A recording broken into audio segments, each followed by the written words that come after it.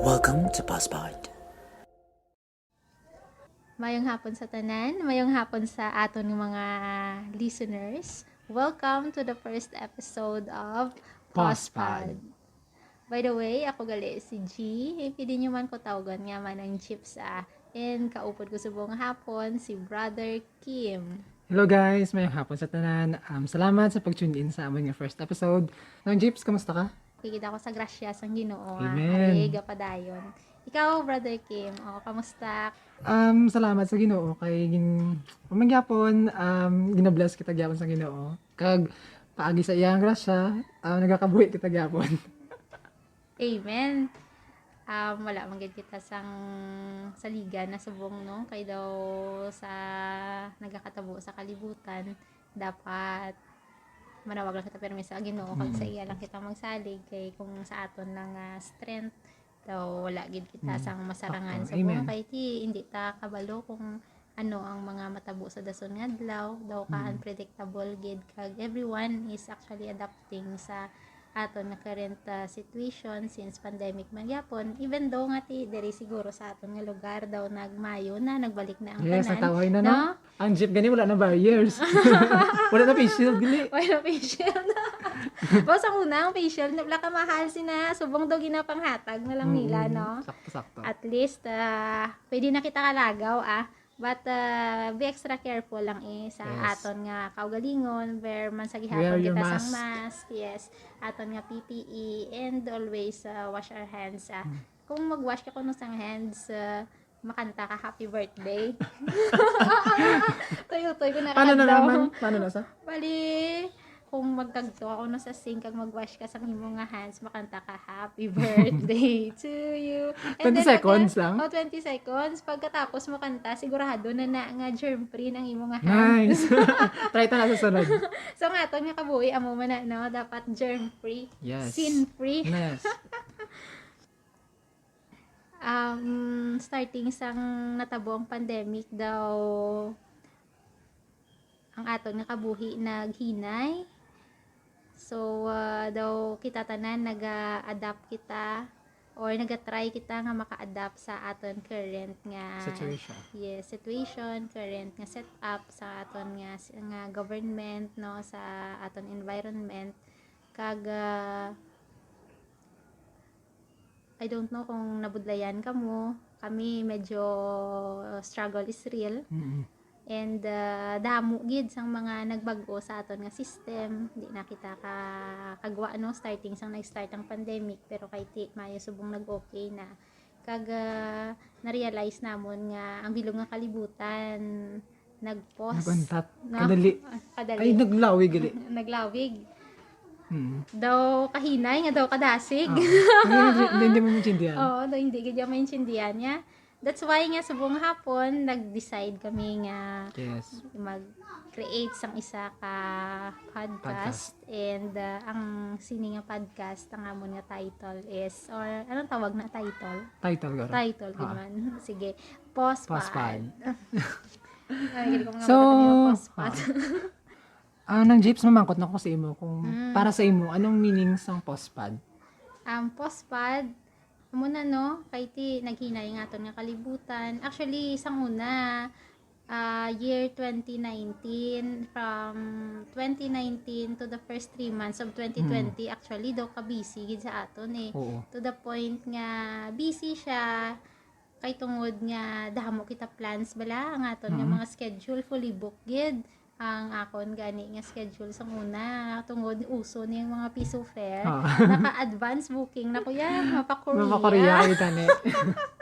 kay ti sadya mo no di ba tungod sa craze nga ginbala sa aton sa mga K-drama daw tanan kita gahandom nga mapa-Korea.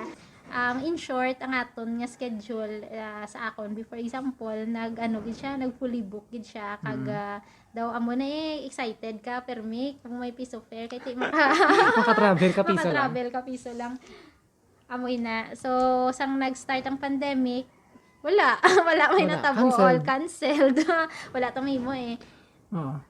Pares mga isa akon, di ba ang plano ko, 2019 ko nag-graduate, di ba? oo Nag-graduate ko sa Arki. Tapos ang plano ko is matapos ko ako ng apprentice galing sa tunga-tunga sa apprentice ko, nag-pandemic. Mm. Ang plano ko tani is matapos ang apprenticeship ko, makuha na ko board exam, ma-review na ko. So wala. Di na-delay. Kahit ang mo na, nag-pause kadali tungkol sa pandemic. So, i-continue lang liwat. No, di ba? Correct. Oo. So that's why nga ari kami subong sa postpad. Yes. Kay tungod nga na-realize na mo nag-pause ang tanan. Pero short pause lang atong natabo. After the short pause, nag-adapt naman kita sa new way of living naton, the new normal. Yes. And then, nalipatan naman natin mag-pause. Padayon ang nangyari ko. padayon sa kasakoon, nalipatan ng Ginoo sa sobra kasakoon. So that's why ari kami sa postpad para i-remind kita tanan nga despite sa aton nga kasakoon, dapat gid nga maghatag kita sang gamay nga tion para mag-pause, para magpasalamat sa Ginoo, para magpangamuyo sa Ginoo. Kay basi kisa may ginaagyan kita nga kabug-aton sa kabuhi, no, kag ginatry naton ina nga i-solve sa aton kaugalingon nga strength, sa aton kaugalingon na kaalam, and then by the end of the day we realize we are disappointed because we cannot control everything, we cannot control the situation, and we can do nothing. All we need to do is ara bala nga kisa sa tawo pag last minute. Ako manawag sa Ginoo. Amagid. Din example naman, ara ka na sa trouble, ara ka na sa struggle. Madumduman mo lang Ginoo, Lord, kinanglanta ka Ay gali. kung masarangan mo pa, sige ako lang anay, Lord, Sige, kay oo. kaya ko ni Kaya ko pa man. pabay lang ko. Chill ka lang da. Sige. Maabot ang adlaw gid na sa Ginoo nga ako magyapon ni matawgon. Oo. Kag tani no sa aton nga pagmanawag sa Ginoo hindi sa last minute wala. Gani man do ka kululbaan. Korolbaan gid kag mabudlay gid, masakit, Oo. mabudlay kag damo gid kita magiging regrets no. So Brother Kim, asa imo nga experience subong nga tuig, ano gid ang nagtatak sa imo? Ang sa akon guro sang pag-start kid sang sang pandemic. Nga inabilang sa grabe ato hamba mo ka ginagainang sa sinako aita, tapos nagulpi lang nagpost ang kalibutan, wala sa mga salakyan sa dalan, makita mo lang mga pis-pis.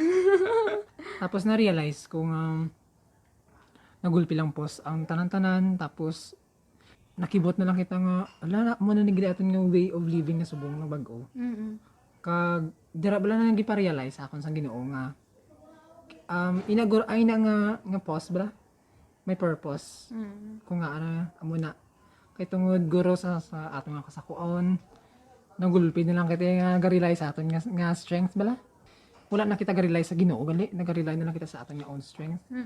Kag sa dira sang pag-pandemic, mo na guro ang purpose man sa pandemic is nga kita bala ipa-realize sa aton nga kinahanglan tagali ang Ginoo sa aton nga oras sa aton kabuhi. Kay hindi lang kita mag-rely sa aton nga kagalingon. Kag sang pag-pandemic, dira na ang time nga amo tumama mo ko ambal mo kag ginabala nga manawag na ta sa Ginoo. Kay kinahanglan Oo, Ginoo, kinahanglan hindi Ginoo. ta kaya. Oo, hindi ta kagwa, wala ka pagkaon. So hindi lang kita sa pagkaon nga like for example sa food nga kita i-feel ang aton nga body, dapat ang aton naman nga spiritual nga aspects aton nga kabuhi nga aton i-feel sa amuna nga mga tinion bala nga kinahanglan naton magbasa sa iya mga pulong. Syempre mapangamuyo kita no, di ba? Sa imo nang ano ang sa imo? Actually, sang nag-start ang pandemic, amo gitong pinakabudlay nga season sa nga ako nakabuhi, no? Kay February of 2020, nag-resign ako sa akon nga obra. And then, gulpi, nagkaroon sang restrictions May 15, 2020. So, do kabudlay, no? Nga prior sa pandemic, nga nag-declare sila nga COVID-19 is a pandemic. White akong obra. Kagabudlay kung ara ka lang sa balay. Stuck ka lang. Oo, naglantaw ko ng tanan na kay drama nga pili ko lang tawon. Ginlibot ko na milog nga balay. Ulit-ulit. Parang nga sulok ko yung balay. Bored man ko sa gihapon. Until such time nga kanami isang Ginoo, nagbalik ko sa dati ko nga company. And then, gintagaan nila ko sang work. Kag ara bala nga ang tanan niya affected sang pandemic. Pag lockdown, nag-shutdown man ang tanan nga companies, na layoff ang damo sa aton Oo, na layoff. workers. And then damo wala ubra, damo ara na sa balay nila nagadepend sa rasyon sa government. Pero kung ana kaya gali sang Ginoo, gina-prepare gid sang Ginoo ang tanan. Ang kinahanglan. Hindi ka gid ya magutman. Oo, hindi ka ginabal, magkulang. ginabla, hindi ka magkulang, Oo. correct. Kaysa sa onset sang pandemic, pagka March 15 ya, may ubra ko. Nice. Nagasweldo ako. Amen. Ako ang nagapasweldo. Amara nami. Oo, wala ka namin isang Ginoo, no? So, kung why ka sang Ginoo sa amo ka to nga sitwasyon daw kulbaan ka, masala ka gid. Maratol ka na gidyan Oo. wala ka dalaganan bala. Oo, wala ako that time savings mo, ubos gid ang ako na savings. And sino man mahatag sa imo during that time, ang tanan gani ginatago nila kwarta nila para sa ital-ital. So, why ka gid dalaganan, bisan pamilya mo siguro hindi pa basta-basta makabulig sa imo. Pero kay may Ginoo ka, wala ka gid Oo, why gid sakto. struggle bla na amo na kanami isang Ginoo during that time. Kag asa subong nga pandemic kadamo sang mga nagkaratabo kay ti hindi naton mabalaan kung lockdown, kung pila kadlaw ang ECQ, pila kadlaw ang GCQ, pila kadlaw ang MECQ. Oo. Kag subong lak sa level 2 na kita lain naman ang ila nga system. Though uncertain ang tanan, nara kita gapo nagakabuhi or nag-adapt sa ginatawag naton uncertainty in Yes. life. But knowing God is in control of everything, He is sitting on the throne, and we live from victory to victory. Yes, amen. Ara wala nga mayara ka peace sa imong heart. Nga bisan uncertain ang tanan, hindi kaya worried pa. Oo. Pero ara wala ginapanguyatan mo ang kamot sang Ginoo nga in this world you will have tribulation, Oo. but be of good cheer. I have overcome the world. Yes. Meaning the world system, bisan lockdown, bisan ano pa ina siya nga mga pagtilaw diri sa kalibutan, no. Hindi na siya new hindi na siya sa aton pa, hindi siya bag-o sa aton, hindi siya new. Kay ang tanan nga ni na agyan na sang Ginoo kag na-overcome niya na. Kag na-overcome niya na tribulations. Kan kanami bala nang kay bisan sa amo ni bilang situation. Ang gift nga ginatang sa Ginoo sa aton is ang peace bala. Di ba? Do ka nami bala. Amen. Oo. Amo gid na sakto gid nga Nga, term peace. bisan grabe ang uncertainty bala. Mm. Ang ginapanguyata bala ang mga promesa sa Ginoo. Kung ang peace sang Ginoo bala ara sa matagi pusoon. Muna nga do hindi ka mabudlayan to reach out God. Correct kid. Kay may confidence kita mo nga every time manawag kita sa Ginoo, ang iya bala promise nga sabto niya gid kita. Gani. Nga pamatian niya gid kita. Kay hindi siya Ginoo nga bungol mo, siya Oo. Ginoo nga nagapamati gid kag nagasabat sa aton. Mm. Gani hindi kita magduha-duha kung may ginagyan kita subong adlaw. May ginagyan ka sa imo nga kabuhi, utod. Panawag ka sa Ginoo. Kay ang Ginoo gid gahulat lang na siya sa imo nga magpanawag ikaw. Ang malangani ask and you will receive, di Yes, ba? amen. You do not receive because you do not ask. Ask ko. Panawag man ka dahil. Bisan pila lang ka minuto So mga utod, hasta na lang anay diri ang amon nga istoryahanay ni Brother Kim. Gabay nga bisan gamay lang may napulot man kamo sa amon. Sa aton next episode, may ara kita special guest. Ang ini nga tawo, matahom gid ang iya kabuhi. Tungod nga sa iya panglakaton, kaupod gid niya ang Ginoo. Gabay nga makaupod namon kamaliwat sa amon next episode. Kag ululupod kita nga ma-inspire sa istorya sang sini nga special guest naton. So hasta na lang diri everyone. Keep safe, God bless, and mayong gabi sa tanan.